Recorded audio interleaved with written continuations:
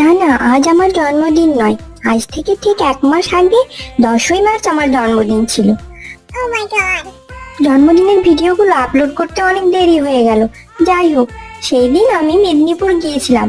প্রথমেই চলে গিয়েছিলাম মিও আমরের শোরুমে। সেখানে গিয়ে পছন্দ মতো কেক কিনে নিয়ে আমরা সোজা চলে যাই শিশু উদ্যানে। সেখানে আমার বান্ধবী সোহানী এবং আমার ভাই, মা আর আন্টি সবাই মিলে শিশু উদ্যানে গিয়ে আমরা খুব মজা করি।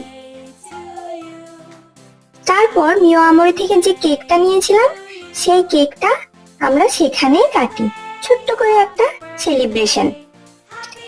কেক খাওয়া হয়ে গেলে আমরা অনেকক্ষণ ধরে পার্কে খেলাধুলা করি এবং খুব মজা করি। এইভাবে আমার জন্মদিনের বিকেল বেলাটা কেটে যায়।